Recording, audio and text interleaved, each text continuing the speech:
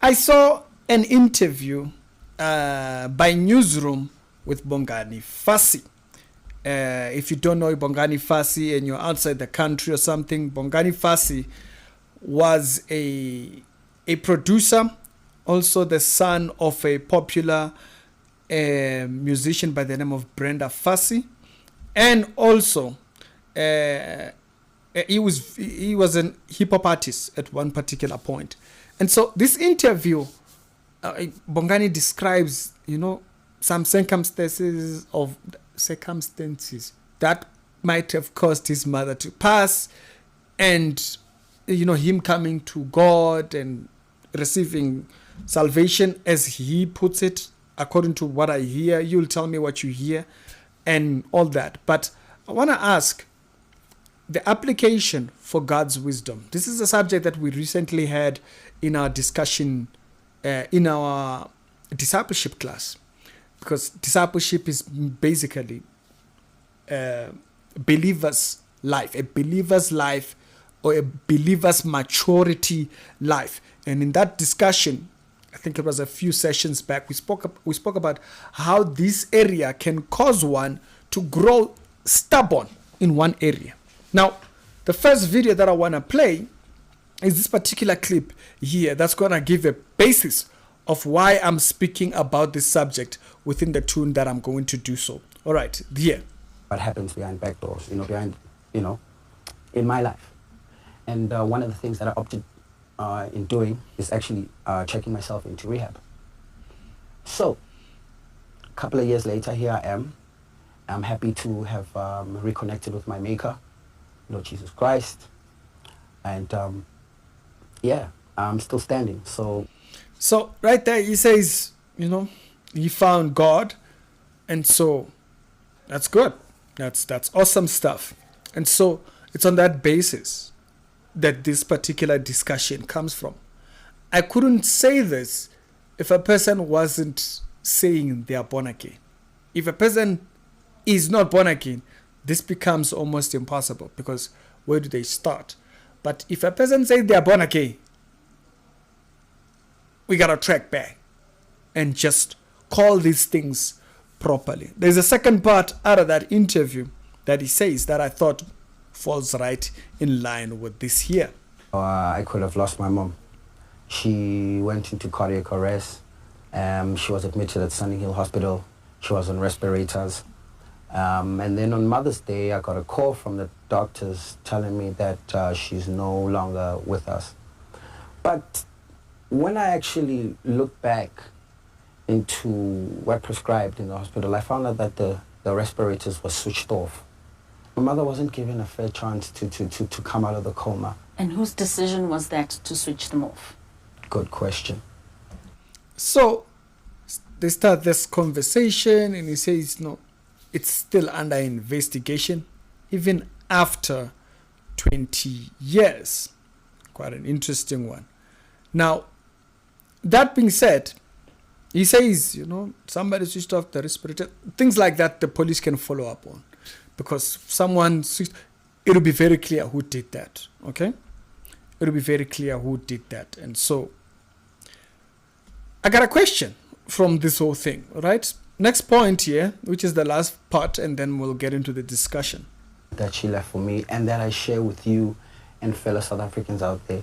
I must say that there's been so much pressure, immense pressure, because as we all know, my mother worked with so many people in the industry, worked with a lot of majors out there, and with her catalog now being with, other powerhouses, one would have expected that, they would honor her, because this is a year full of monumental.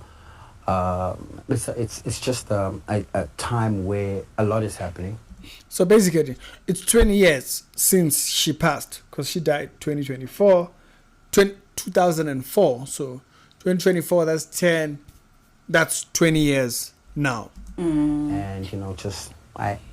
they say that don't expect a lot in life, but I really would have loved and to see, music companies, support her, you know, and and really behind her brand after all and the these comrades and the, you know, and the you know, people in president houses, you know, like, yeah. It would have been a beautiful thing. But you know, at the end of the day, I am the son, I am the heir of the Fassie estate. I am her first and last born. So yes, the pressure has been a lot, but Lindot. And you must stand up for her and for that legacy. And I can imagine how difficult the last 20 years must have been for you. Yeah. That's the part right there. In terms of the expectations, your mother was a big force, not just in her music, but also just in the personality that she was. What are your fondest memories of her? I mean, we've seen so many videos of. Okay, so that's the part. You want to see the interview, you can go do that. It'll be down in the description. The point, you see that part there towards the ending, which, you know, there's pressure over 20 years and so forth. And I have this question. What are you mourning?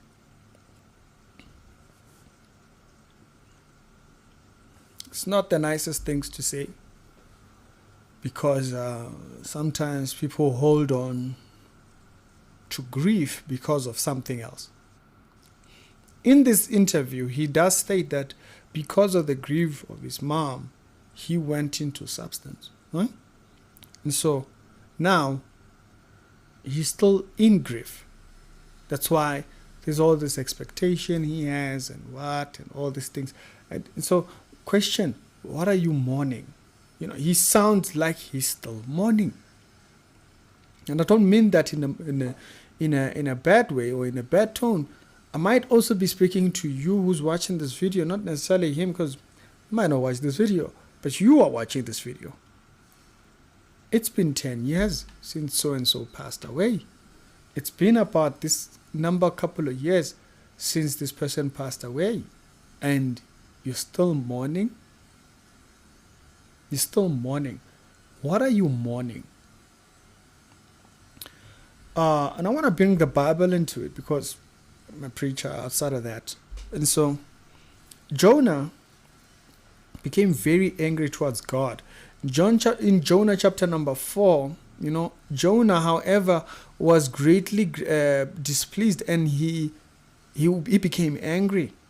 And so he prayed to the Lord, saying, "Oh Lord, is it not what I said?" So basically, God took him so that he can go to this place and preach, and these people convert.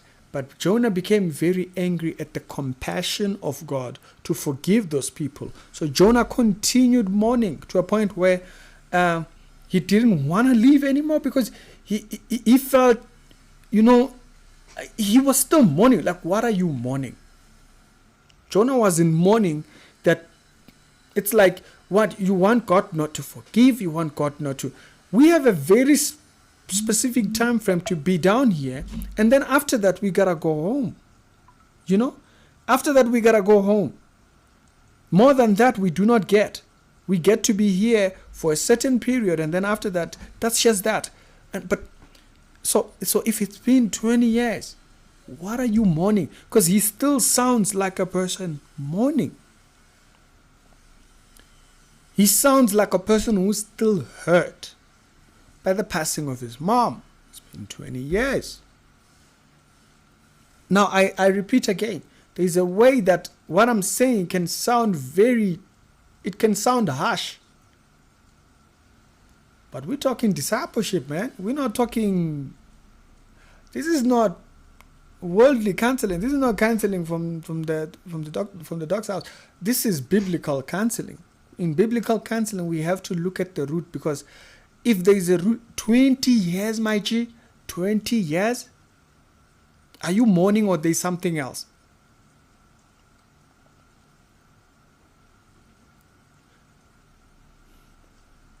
Are you mourning or there's something else?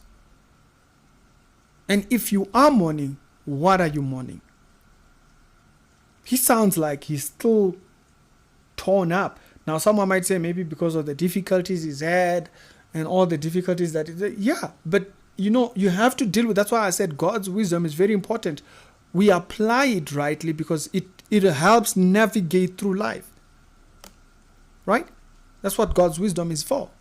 When God's wisdom comes into a man's life, it helps the man navigate through life. That's why he says, such is a person whose house is built on a rock. A person whose house is built on a rock has a firm foundation, but the one who is built on thinking is forever swayed. What are you mourning? You know, because it can become dangerous, because there is mourning there can be mourning that doesn't end. There can be mourning that literally does not end. Because a person starts to rely on the pain to soothe whatever life gives them. They can use the pain. I'm telling you, there's people that they were hurt when they were young. They used the pain of what hurt they faced to travel through life. And that's not handling things God's way. You're handling things with your own way. You're handling things with your own wisdom. There's a way that seemeth right before a man, but the end of it is destruction. What are you mourning, bruv? That's the difficulty of discipleship. Now you see that conversation, very uncomfortable. Those are the kind of things that we gotta talk about in the discipleship class, but we don't talk about them here. I don't talk about them here because, there's too many people that are not saved out here. So those are things that we speak about in discipleship class, because there I'm talking to a saved person. I'm talking to a person who their spirit has been, they're born again. They can take a rebuke. They can take a correction. I don't talk about that out here. As not everybody has has the right ear. Some people, they listen with the wrong thinking. If you carry the pain of one particular point of hurt, you can become an ineffective person like Jonah. Great. You are an amazing preacher. You preached and an entire city repented. But look at what he does immediately after that. He becomes angry. He becomes bitter. And what is he angry about? Because later on, Jonah comes to a point where God gives him a shade. And the little shade dies. And Jonah gets angry about that as well. Why? Because the question comes up, what are you mourning? Have you dealt with the root of why you are mourning? That's what the Bible deals with. The Bible deals with roots of where these type of things come up, because that's where stubbornness comes from. That's where bitterness comes from. Some of the most bitter individuals you see out there, that's it. That's it. It comes from that root. It comes from that point. They have not reconciled certain areas in their life. They have not surrendered certain areas in their life. Now, surrendering is not just, surrender to Jesus. Surrender to Jesus. No, it's not that just leave it in the hanging. No. It's very specific. Let's talk about it. When we talk about this area doctrinally, the Bible says, do it this way. How are you doing it? That's what we mean when you say you've surrendered subject. So the Bible talks about forgiveness. How have you handled yourself in the subject of forgiveness? Are you going to chase these people for 20 plus years, and then also, because it's going to be 21 next year, and then everybody celebrates the 25th birthday? Is there ever enough mourning that they go through? Is there like what do you expect after that?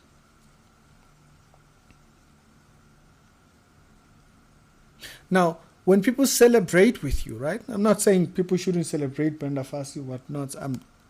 I'm not a fan of that music and all that, right? I'm not saying people shouldn't celebrate certain musical acts and stuff like that, because some of these musical acts, they came at a time when it meant something. Like, so people like Brenda Fassie, you know, she sang the songs when Mandela came out, and so there's that roots aspect of things. Her songs felt like songs that were between the periods of the apartheid eras and stuff like that. So you can understand the roots of that whole thing. But even if people did it, you're going to be dissatisfied about something else if you're not clear about your mourning. You come back, you say they didn't do enough. Even if they did it, they didn't do enough. There's always going to be something. You are more grateful when someone does something, like he says it himself. He says, you know, you shouldn't expect anything, but I thought, you know, maybe they would do something over there, do a little something over there. Maybe even the president. The president probably right now is dealing with subject matters of having to deal with a divided parliament. He got that in his mind. It just came from an election. So there's all of that, you know. And so we're not casting shadows on what they should do, what shouldn't be done, but root problem, root question. What are you mourning? And are you sure you're not mourning? Because you sound like Jonah. You sound like you're in that chords right now. I'm just asking these questions. Like I said, this is not a very easy subject to go on, because mostly what you're mourning is things you don't want to let go of. There are people that come to a position where they actually would rather live with the pain than have to heal from it. So there's that. What are you mourning? What are you mourning? If you can't answer that, however you respond to this video, it's not in God's wisdom. Yeah, you'll be offended. You want to cancel me. Because you would rather hold on to the pain of your mourning, because your pain gives sympathy. There are people that have gained because of their pain. And so that's why I'm asking, what are you mourning? It's not a nice question to ask. But be very clear on that, so that when you move forward, you are able to move in God's wisdom. So even when you are speaking about this whole thing right now, like 20 years celebration, so forth and so forth, there would be a certain tone around it. Like, but when I listen to this, he sounds like someone who's still mourning. That's what I heard. Maybe I'm not hearing correctly. But are you not mourning? And if you are, what is it that you're mourning? Or you're like Jonah. You've mourned for so long that you're not even sure about what you're mourning. He mourns because he was not right that people didn't die. But then he mourns because a tree died. Question: what value points are you mourning on? It's the Reality Show with the Daily Christian Commentary videos. If it's the first time over here, be sure to check out some other videos that are down in the pinned comments, and I'm going to check you out over there. I'm a preacher. My goals are to make you effective as a believer. Not here to shake hands and rub your shoulder. You are mourning 20 years later. What are you mourning, brother? What are you mourning? We're done here.